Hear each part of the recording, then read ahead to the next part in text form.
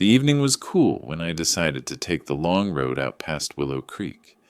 It wasn't unusual for me to visit my son-in-law, Matthew Hayes. I had told myself it was just to drop off a small gift for my daughter Sophia, something I'd built in my workshop, a simple oak jewelry box that still smelled faintly of fresh stain.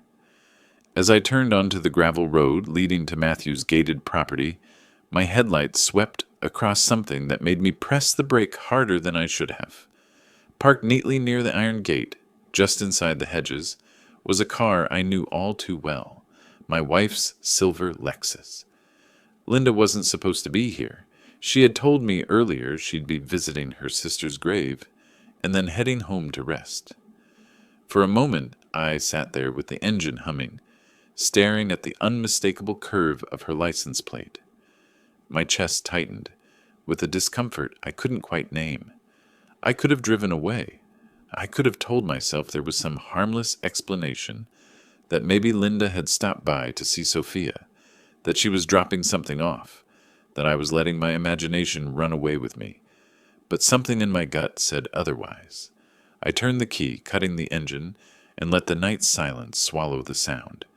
The cicadas chirped in the trees, and the faint glow of light spilled from the upstairs windows of Matthew's home. Curiosity and a gnawing dread pulled me forward. I left the truck at the side of the road and walked quietly along the hedge until I was close enough to hear voices. Linda's voice carried first, low but sharp. He's still too trusting. Edward has no idea what we've been doing with the accounts. The words stopped me cold. Then Matthew's voice followed, smooth and measured, the same tone he used in courtrooms when he wanted to sound authoritative. That's why we move carefully. Sophia doesn't suspect anything either. Once the transfers are complete, everything will be tied up in Sable Creek Holdings. He won't have standing to challenge it. My breath caught in my throat. They were talking about me, my wife, my son-in-law, together. Linda again with a touch of impatience. We need to finalize it before he notices. He may be quiet, but he isn't stupid. If he digs through the ledgers, he'll see the gaps. Matthew gave a short, dismissive laugh. By then it'll be too late. He's just a retired operations man clinging to old records in a storage unit. Trust me, Linda, I know how to shield assets. The courts will side with us if it ever comes to that. I stood frozen, the cool night air biting at my skin. The betrayal cut deeper than anything I'd felt in my life. Linda's voice, my wife's voice, aligning with another man against me.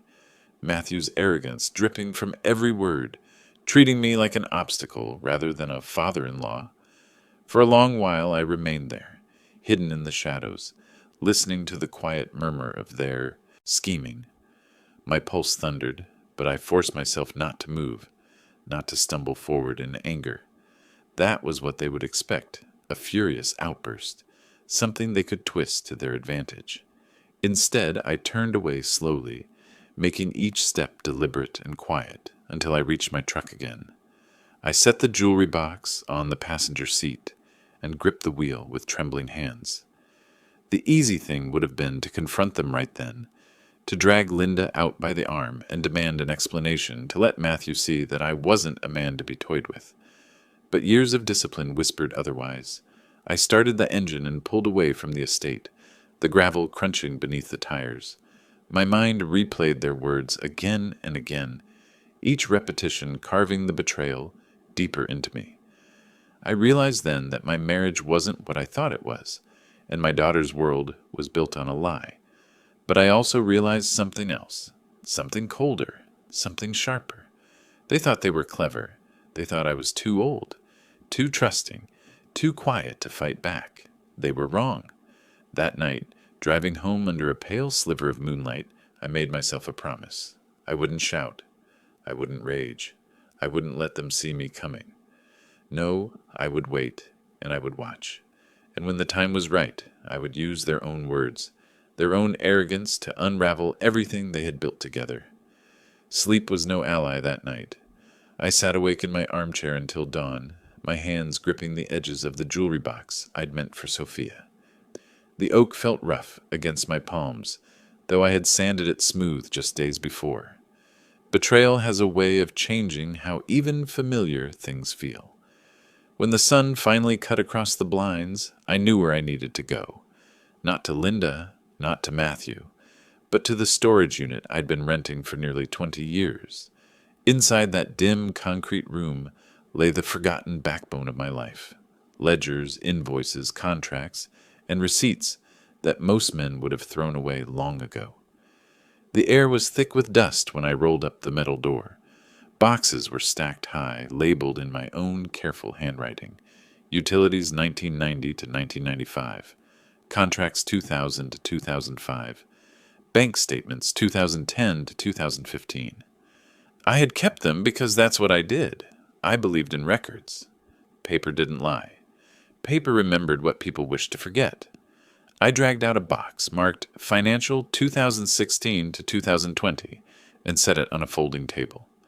As I flipped through the files, I thought of Linda's voice the night before. If he digs through the ledgers, he'll see the gaps. That single sentence told me all I needed to know. My records mattered. They feared them. An hour passed before the first inconsistency caught my eye. A transfer from one of our joint accounts, larger than normal, logged under consulting fees. I remembered no such expense. Then another, filed under asset reallocation. The money trail bent in strange directions, pooling into names I didn't recognize. I sat back, the papers spread out before me like puzzle pieces. I was good at puzzles. Years of managing operations for a manufacturing firm had trained me to see patterns where others saw noise. And here, beneath the ink and numbers, a pattern was forming. Withdrawals timed closely together, funneled into a holding company. The name surfaced again and again. Sable Creek Holdings. Matthew had mentioned it last night. I closed the folder and leaned back in the creaking chair. My wife and son-in-law weren't just talking idly. They were already moving assets, shifting money through a web I had only begun to untangle. It would have been easy to storm home, confront Linda, and demand the truth. But the more I stared at the ledgers, the more I realized the truth wasn't something she would ever give me willingly. If I wanted answers, I had to trace the trail myself. I reached for my phone and scrolled to a number I hadn't used in years. Thomas Blake. Tom and I had crossed paths during my working years. He was a quiet man with sharp eyes and a mind made for details. When the company had faced its own audit decades ago, Tom was the one who found the discrepancies no one else could. We'd shared coffee more than once, talking about his knack for forensic accounting, though at the time it sounded like a world far removed from my own. I hit call. His voice was the same as I remembered. Calm, steady. Edward, been a long time. Too long, I said, though my throat felt dry.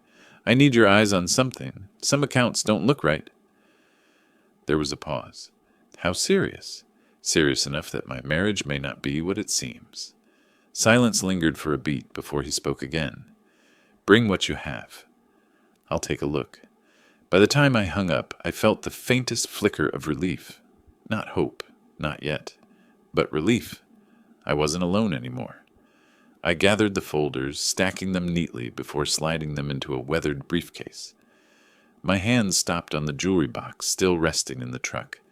I traced its lid, thinking of Sophia. She was at the heart of all this, whether she knew it or not. I wondered if Matthew had already spun stories for her, or if she remained blissfully unaware of the storm gathering overhead. Driving toward Tom's modest office on the edge of town, I rehearsed what I would say, how I would explain decades of records and a betrayal that had only just taken shape in my mind. But as I pulled into the cracked asphalt lot, I realized words didn't matter much anymore. Paper would speak for me, numbers would testify. I carried the briefcase inside and set it on his desk. Tom raised an eyebrow as I opened it, the folders fanning out like wings. Looks like you kept everything, he said. Always did. He adjusted his glasses, scanning the first page, his lips pressed into a thin line. Sable Creek Holdings, he murmured. You know, it? Not directly, but I know the type. Shell companies like this don't exist to build. They exist to hide. His words landed with the weight of truth I already suspected. I sat down across from him, the air in the small office heavy with dust and unspoken history. Then help me find what they've hidden. Help me prove what they're trying to take. Tom closed the folder and met my gaze. All right, Edward. Let's start digging. For the first time since that night outside Matthew's gate, I didn't feel paralyzed by betrayal. I felt steady, grounded. This wasn't a war I would win with rage. It was a war of paper, patience, and proof, and I had just found my ally. Tom and I spent hours sifting through the first stack of records. His office, a cramped second-floor room above a shuttered insurance agency, smelled faintly of old paper and burnt coffee. He leaned over the pages with the patience of a man who lived in details, his pencil scratching occasional notes in the margins. By the time the clock struck noon, he looked up from the papers, his expression grim. Edward, this isn't just sloppy bookkeeping. It's coordinated. Transfers disguised as consulting fees, asset reallocation hidden in business expense codes, and all of it funneling into that holding company. Matthew's handprints are all over this. I sat back in the chair, arms folded, my jaw tightening. It wasn't a surprise, not after what I'd overheard outside his house, but seeing it in black and white was different. Evidence had a way of stripping away doubt. What happens now? I asked quietly. Tom hesitated. I can keep pulling threads, but sooner or later, you'll need someone who can act on this legally. Someone who knows how to turn evidence into leverage. The word echoed in my mind. Leverage. That was what Matthew thought he had over me. Youth, charm, professional prestige. But paper carried its own kind of strength, and in the right hands, it could outweigh arrogance. That night, after leaving Tom with another stack of files, I sat at my kitchen table with a cup of cold coffee and a phone book I hadn't opened in years. I already knew the name I needed. Rachel Myers. I'd met her years ago when a neighbor had been caught in a nasty property dispute. She was sharp, direct, and unafraid to speak truth, even to people who thought themselves untouchable. More importantly, she had a reputation for being discreet. I called her office the next morning. Her assistant patched me through after only a few minutes. "Edward Grant," she said, her voice brisk but not unkind. "I haven't heard from you in years." "What brings you my way?" I explained carefully, without names at first, only numbers and movements of money. Then slowly I added the rest. My wife, my son-in-law, the late-night conversation I'd overheard. Rachel was silent for a long time before she spoke. "You're right to be cautious.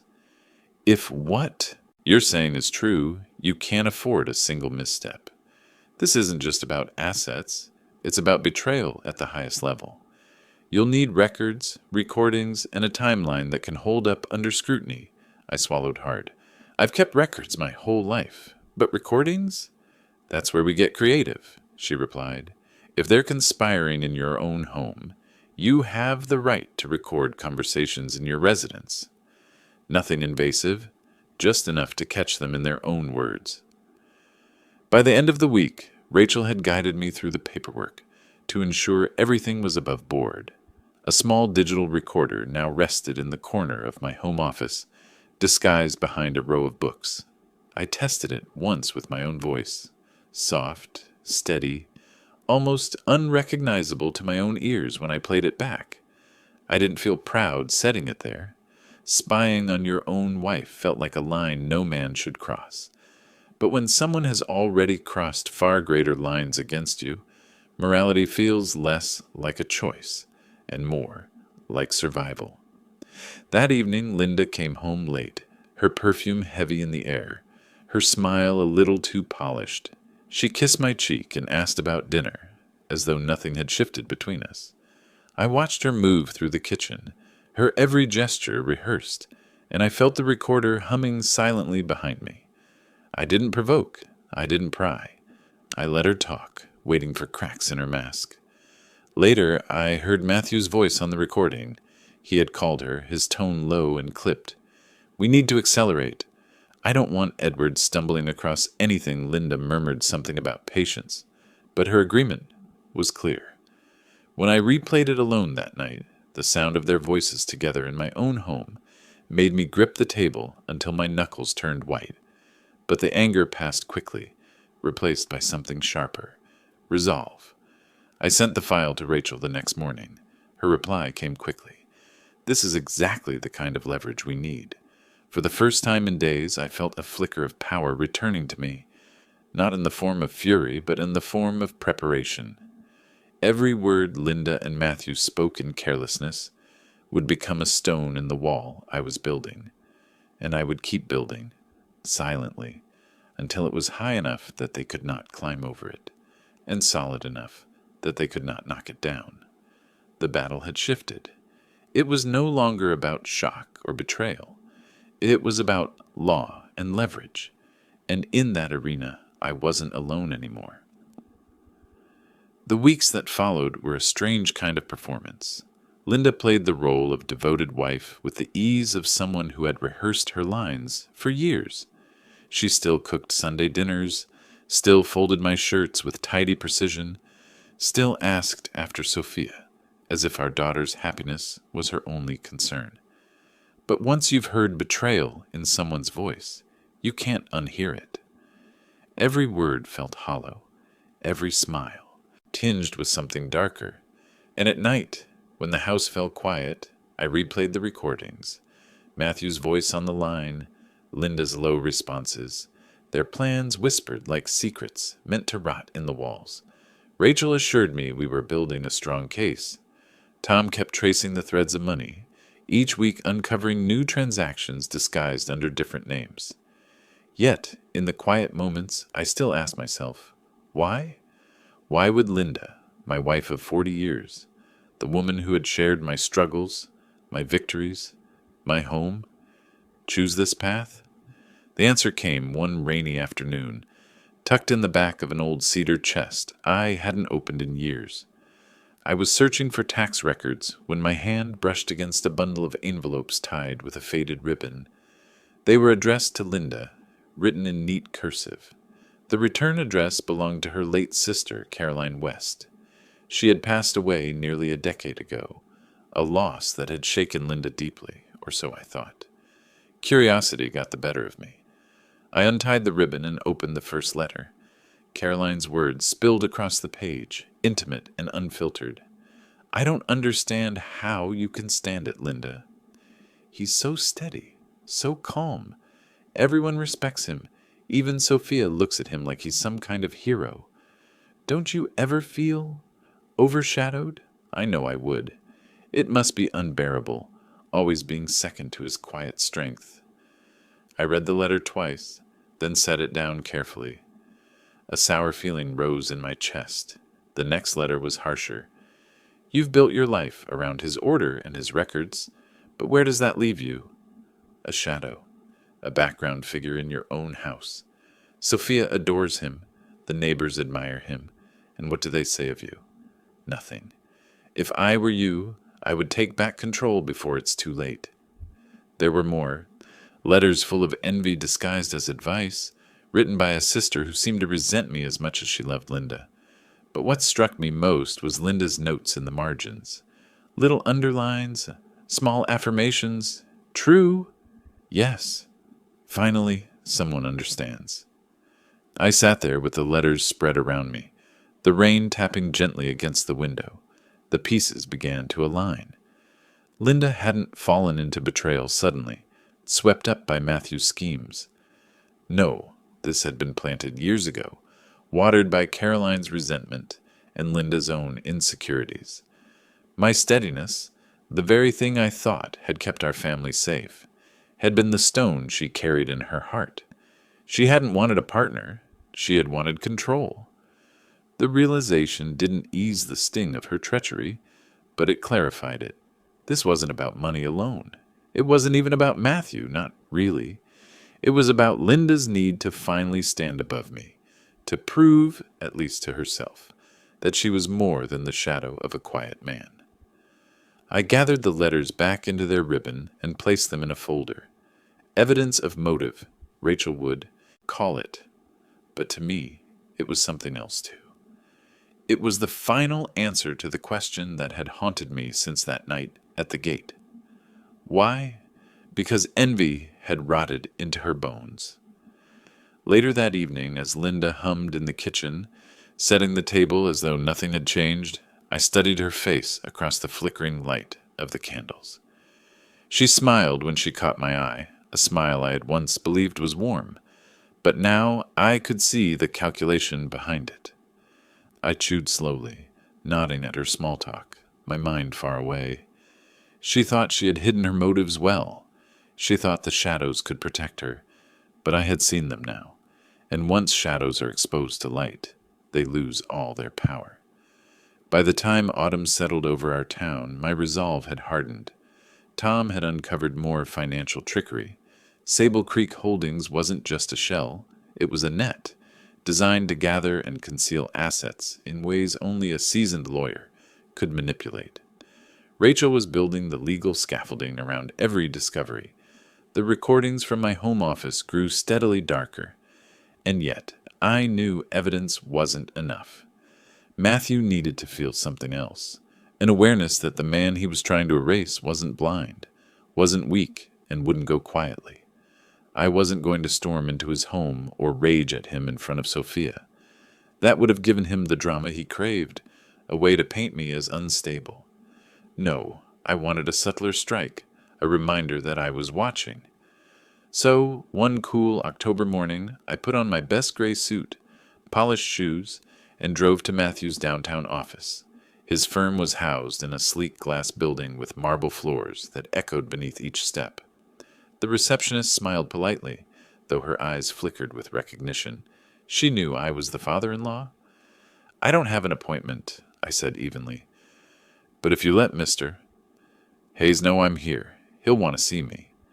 She hesitated, then picked up the phone. Moments later, Matthew emerged from his corner office, wearing his tailored navy suit and that same polished smile he reserved for judges and clients. "Edward," he said warmly, too warmly. "What a surprise! Please come in." His office was decorated with certificates, mahogany shelves, and framed photographs that projected success. He gestured to a chair, and I sat down slowly, folding my hands over my knee. "I won't take much of your time," I began, my tone calm but deliberate. "I just thought it was important we speak, man to man." Matthew leaned back, his smile sharpening. "Of course. Is everything all right at home?" I studied him for a long moment before answering. "Home depends on trust. Once that's gone, it's not really home anymore, is it?" The corner of his mouth twitched, though he recovered quickly. "That's a very philosophical way of putting it." "I've always believed in records," I continued, ignoring his attempt to steer the conversation. "Numbers, paperwork, they don't lie. And lately I've been revisiting mine. Old ledgers, bank statements, contracts. It's remarkable what a man can uncover when he's patient." Matthew's smile faltered just enough to confirm what I already knew. He understood. I leaned forward slightly, lowering my voice. "I've heard conversations, Matthew, and I've seen patterns. Patterns that point to deliberate moves against me. Now, I don't believe in shouting matches, and I don't believe in theatrics, but I do believe in timing, and in leverage." His eyes narrowed, though he tried to keep his tone light. "Edward, I think you're misinterpreting—" "No," I cut him off softly. "I'm not. You're clever, Matthew, I'll give you that. But arrogance has a way of blinding men. You think you're playing chess, but you've forgotten that even pawns can change the game if you underestimate them." The silence stretched between us, heavy and taut. I let it linger, then rose from my chair. "I came here today not to threaten you, but to remind you of something. I'm not as blind as you think, and I'm not nearly as powerless." Matthew straightened, his professional mask sliding back into place. "Well, I appreciate your visit, Edward.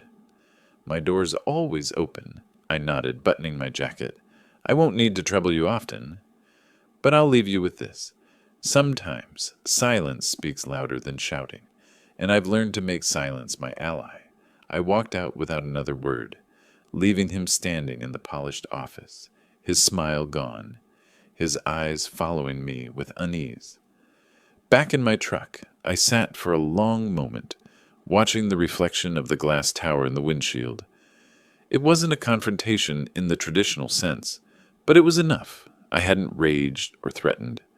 I'd planted a seed of doubt in Matthew's mind, a reminder that the man he dismissed as too quiet was already moving pieces he couldn't see.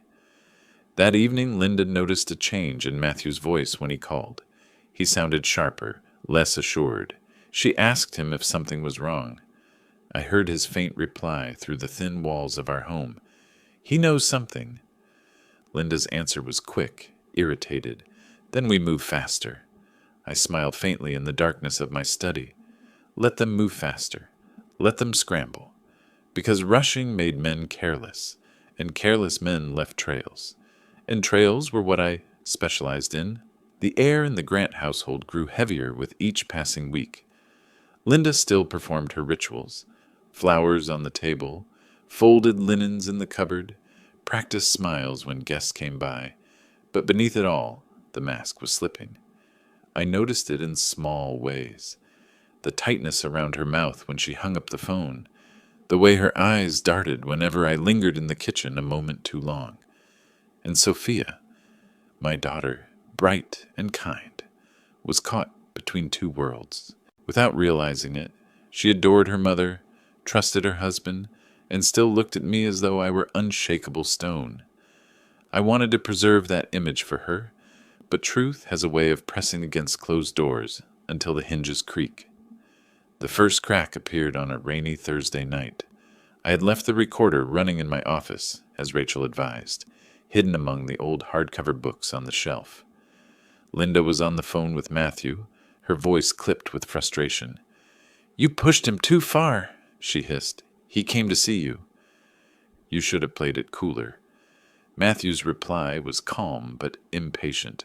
"Linda, he's an old man clinging to files. He doesn't have the means to fight me in court. The sooner we finalize the transfers, the sooner we can put him in the background where he belongs." I sat motionless in the darkened study, listening through the thin walls. Each word scraped against me, but it wasn't anger that filled me. It was patience. The trap was closing, and they didn't even realize it. The next day, Sophia stopped by unexpectedly. She carried a bag of groceries and a cheerful smile, filling the kitchen with warmth that I hadn't felt in weeks. We made coffee together, and I asked about her work, her friends, anything to hear her voice. For a while, it was almost like old times. But then, as she set a carton of milk in the fridge, she paused. "Dad, why did Mom leave her car at Matthew's office last week? She told me she hadn't been downtown in days." The question hung in the air. I could see the flicker of doubt in her eyes, the first hint that the story she'd been told didn't match the reality. I chose my words carefully. "Sometimes people's stories don't line up, Sophia. And sometimes when you see the cracks, it means there's more beneath the surface." She frowned, troubled, but didn't press me. Instead, she sipped her coffee quietly, her mind clearly working. Later that evening, she returned to Matthew's home. What she heard there wasn't meant for her. Rachel had advised me to let the recorder run longer, to catch casual slips, careless words. But fate lent a hand that night. Sophia had forgotten her jacket at Matthew's and went back upstairs to retrieve it. As she approached the study, she overheard Matthew speaking sharply into the phone. "Linda, you need to calm down. Once the paperwork clears, everything is ours. Edward can grumble all he wants, but he'll have nothing. And Sophia, she won't question it. She trusts me too much to see what's happening." Sophia froze in the hallway. She told me later that her heart raced so fast she thought he'd hear it through the door. She waited until he hung up before slipping silently out, jacket in hand, her face pale. That night, she called me. Her voice trembled as she spoke. "Dad, do you know what Matthew's doing? What Mom is involved in?" I took a long breath. "I know enough, Sophia. Enough to see who they truly are." There was silence on the line, broken only by her shaky exhale. I didn't want to believe it, but I heard him. He talked about you like you were an obstacle, like you didn't matter. My chest tightened. It was one thing for me to endure their betrayal. It was another for my daughter to feel its weight. What matters, I told her softly, is that you see the truth now. And when the time comes, you'll need to decide where you stand. Sophia didn't answer right away, but when she finally spoke, her voice carried a resolve I hadn't heard before. I'll stand with you, Dad. Always I closed my eyes, gripping the phone as relief washed over me. For weeks I had walked this path alone, gathering proof in silence. Now I had my daughter's trust beside me. The castle Linda and Matthew thought they had built, solid, impenetrable, was beginning to show cracks, and once the foundation starts to crumble, the collapse is inevitable. The courthouse smelled faintly of varnished wood and old paper, a place where truth and lies both came to be weighed. I sat at the plaintiff's table beside Rachel Myers, her posture straight and unshaken, while Matthew preened across the aisle in a tailored navy suit. Linda sat close to him, her pearl necklace gleaming under the lights, her lips pressed into a thin line that never softened. Sophia was behind me, her hand resting gently on my shoulder. It was a quiet reminder that I wasn't standing in this arena alone. Rachel leaned in. Remember, Edward, today isn't about speeches, it's about structure. We've built a wall, brick by brick, and now we show it to the court. The judge entered, and the trial began. Rachel wasted no time. She opened a binder thick with documents, her voice calm and deliberate as she guided the court through the evidence. Bank statements, ledgers, transfers. Each page was projected onto the screen, the numbers lining up like soldiers, undeniable in their precision. This, she said firmly, tapping a highlighted line, is a transfer of $75,000 from Mr. Grant's joint account, filed under consulting fees. There was no consulting service rendered, and here, just days later, another $40,000 under asset reallocation. Both sums were funneled into Sable Creek Holdings, a shell company created and controlled by Mr. Hayes Matthews shifted slightly in his chair, but kept his practiced smirk. Rachel pressed on. Over the course of 2 years, more than $500,000 was siphoned in this manner, and all without Mr. Grant's knowledge or consent. Tom Blake was called next. He adjusted his glasses and spoke in his measured tone, walking the court through charts he had built from Edward's meticulously kept records. His analysis was airtight, each line item mapped against Matthew's fabricated entries. When Rachel asked him directly, Mr. Blake, in your professional opinion, was this deliberate concealment? Tom answered without hesitation. Yes, these were intentional manipulations, designed to hide the movement of assets. A murmur rippled through the courtroom. Then came the recordings. Rachel played snippets captured from my office. Linda's voice, low but clear. If he digs through the ledgers, he'll see the gaps. Matthew's dismissive reply. By then, it'll be too late. The courts will side with us. The words echoed through the chamber, stripping away their polished facades. Linda sat stiffly, her face pale. Matthew clenched his jaw, his smirk gone. When it was his turn to testify, he leaned heavily on charm. He painted himself as a protector, a man safeguarding assets for the good of the family.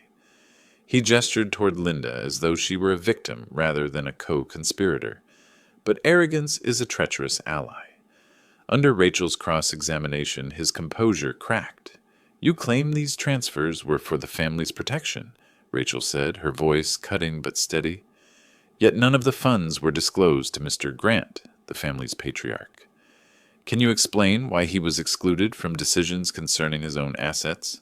Matthew faltered, his words stumbling. It wasn't exclusion. It was strategy. Strategy, Rachel repeated, her tone dry. A strategy that involved deceiving your own father-in-law. Deceiving your wife, Sophia's gasp carried across the room. The judge's gavel tapped once for order. but the damage was done. Matthew's mask had slipped, his arrogance exposed not as strength, but as deceit. When Linda was called, she clung to deflection. She spoke of misunderstandings, of confusion. But Rachel held up the letters I had found, Caroline's words underlined in Linda's own hand. "Mrs. Grant?" Rachel asked, her voice softer now. "Did you resent your husband's steadiness? Did you envy the respect he commanded in your household?" Linda's silence was louder than any denial. By the time Rachel rested our case, the weight of evidence was clear. Numbers, recordings, and motive had all been laid bare. As we left the courtroom that day, Matthew's glare followed me like a blade. But I didn't return it with anger. I didn't need to. For the first time in months, I felt something close to peace. Paper had spoken, and paper did not lie. The night after court, Sophia came to my house. She didn't knock, just let herself in with the old key she'd had since high school. I found her standing in the kitchen, staring at the oak jewelry box I'd left on the counter weeks before, untouched. When she turned to face me, her eyes were red-rimmed. "Dad," she whispered, her voice breaking, "I don't know how to live with what I heard today." I walked slowly toward her, my chest tightening. "I wish you hadn't had to hear it," I said softly. "But truth doesn't ask for permission. It arrives whether we're ready or not." She sat at the table, clutching the edge as though she needed something solid beneath her hands. "I thought Matthew loved me. I thought Mom. I thought she loved you. How could she plan something like this?" Her pain was raw, sharper than my own. I had carried suspicion for weeks, anger for months. But for Sophia this was fresh, a wound cut open before her eyes. I sat across from her, choosing each word with care. "People carry shadows, Sophia. Sometimes they hide them well, even from the ones closest to them. Your mother? She let envy eat away at her. And Matthew, he saw an opportunity and used it. That's not your fault. And it doesn't make you blind. It makes you human." Tears slipped down her cheeks, but she nodded.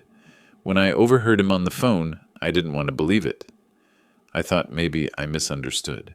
But in court, he said it himself. I was just a pawn to him. I reached across the table, covering her hand with mine. "You're not a pawn. You're my daughter. You're stronger than you know." She squeezed my hand, her grip trembling. Then she looked at me with a kind of fierce clarity. "I can't go back to him. I can't pretend this didn't happen. And I won't let Mom drag me into her lies either. I need to stand with you, Dad, not just quietly, but openly." Her words settled over me like a steady flame. For weeks I had fought this battle in silence, carrying the burden alone. Now she was stepping into the light beside me, not because I asked her to, but because she chose it. That night, Sophia insisted on calling Rachel herself. She wanted to add her testimony to the record. Her voice shook at first, but soon steadied as she recounted what she'd overheard in Matthew's study. The conversation about me being in the background, about siphoning everything into their control. Rachel listened carefully, then said, "Sophia, your testimony could be pivotal. You've been closest to both of them.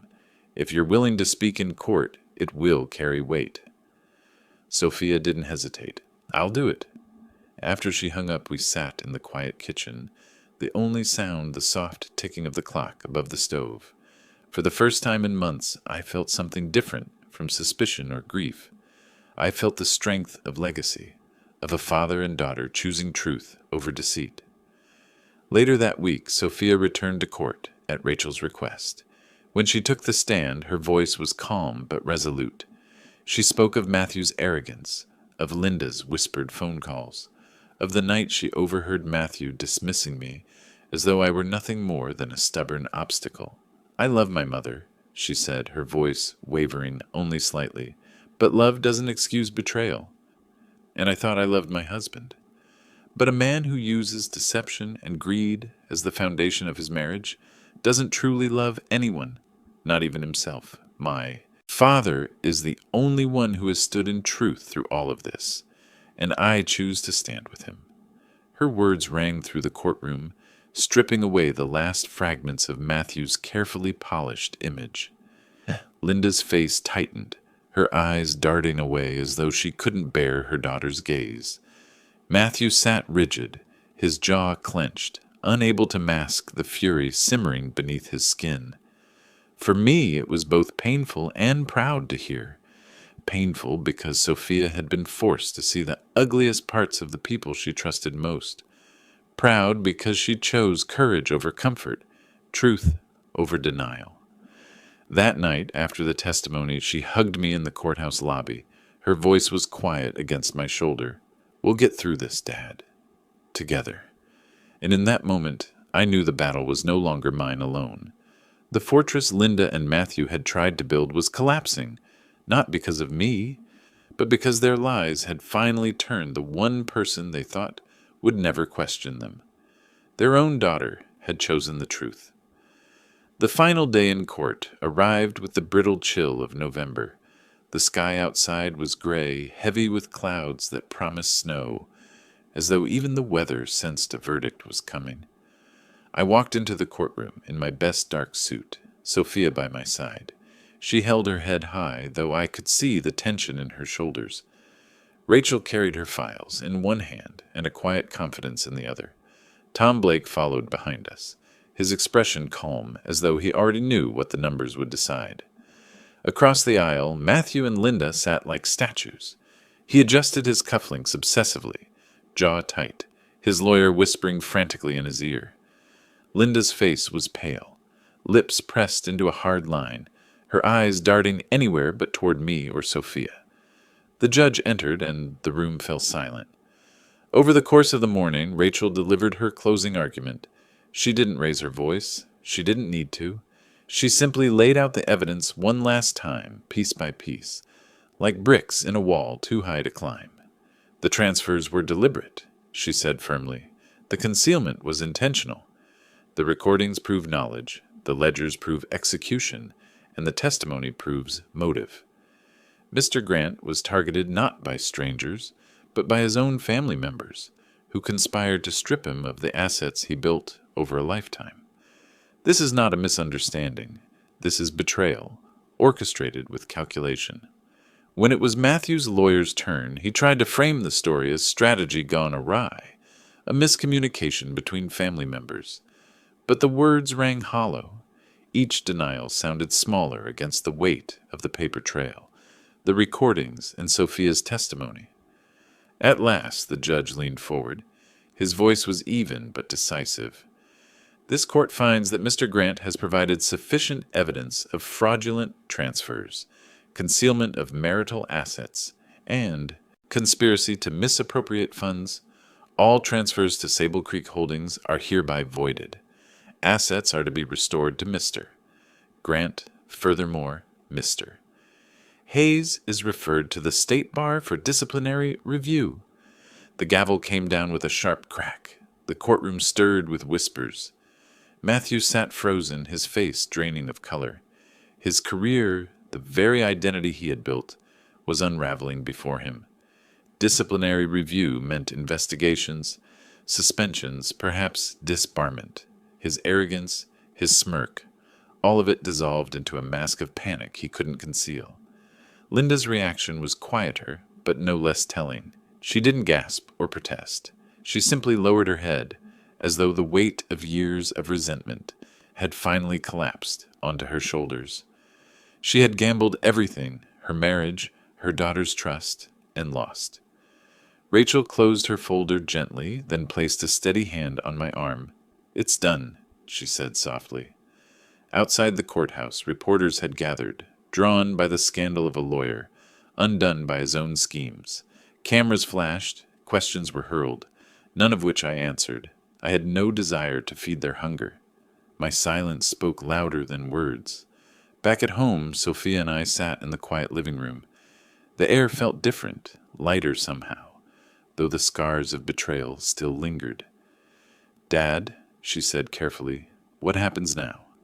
I leaned back, staring at the familiar walls of the house I had built, the home I had tried to keep whole. "Now? We live." we rebuild. Not everything can be mended, but the truth has been spoken. And that, Sophia, is enough. The phone rang that evening, but I didn't answer. I knew it was Linda. Perhaps she wanted to explain, perhaps to plead. But explanations meant little when the foundation of trust had been torn away brick by brick. Through the window I could see the first flakes of snow beginning to fall, soft against the dark. It struck me that life was offering me a clean slate, a winter blankness from which something new could be written. Matthew would face professional ruin, Linda would face her isolation, and I would face tomorrow not as a man defeated, but as a man who had endured and prevailed. For years I had believed silence was my shield. Now I understood it was also my strength. In silence I had gathered records. In silence I had listened. And in silence I had built the case that brought their lies crashing down. The collapse was complete, and I was still standing. The storm had passed, but its aftermath remained. Snow blanketed the streets, muffling the world into a hushed calm. I sat on the porch with a steaming mug of coffee, watching flakes drift lazily from the gray sky. For the first time in months, I felt something I thought had been stolen from me. Peace. Inside the house, Sophia moved quietly, humming as she prepared breakfast. Her presence was a comfort I hadn't realized I needed until she chose to stand by me. Betrayal had taken much from me, but it had given something back as well, truth in the bond between father and daughter. Word of Matthew's downfall spread quickly. His law firm had suspended him, and whispers of disbarment followed. Clients abandoned him, colleagues distanced themselves. His polished mask, once so admired, had shattered in public view. He had built his life on reputation, and now that reputation was rubble. Linda, too, faced her own exile. Neighbors who once admired her charm now looked at her with quiet judgment. She called me several times in the weeks that followed, but I let each ring fade into silence. What could she say? Apologies built on envy are empty. One afternoon I did receive a letter. Her handwriting was still neat, still practiced. She spoke of regret, of mistakes made, of shadows she could no longer deny. She asked for forgiveness, not reconciliation, just the dignity of being remembered as more than her worst choice. I read the letter twice, then folded it carefully. I did not burn it, nor did I keep it on the mantel.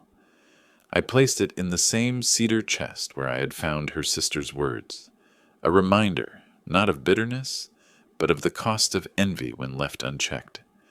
Sophia asked me once as we sat at the table sharing soup on a cold evening, "Dad, do you ever wish you had shouted at them, confronted them face to face instead of letting the court do it?" I thought about it. I thought of the rage that had burned in me that first night by Matthew's gate, the anger that could have consumed me if I'd let it. Then I shook my head. "No," I told her. Shouting would have given them power. Anger would have blinded me. Silence gave me clarity. And truth spoke louder than anything I could have yelled. She smiled softly, though her eyes were still sad. "I'm proud of you." That night I walked through my study, the place that had once felt like a tomb of records and now felt like a sanctuary. The ledgers were neatly stacked, the recorder tucked away, its purpose fulfilled. I ran my hand across the spines of the books, the paper that had saved me.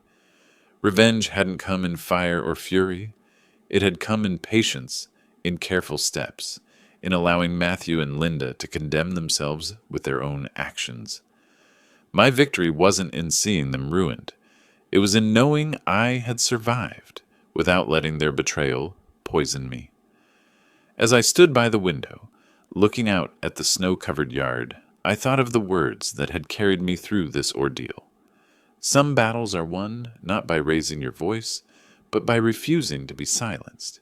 In the end, I didn't need the last word in a courtroom or in an argument. My life, intact and unbroken, was the last word. Sophia's trust was the last word. And the truth, unshaken, undeniable, was the last word. I closed the curtains, turned off the light, and walked back into the quiet warmth of my home. The war was over, and I was still standing.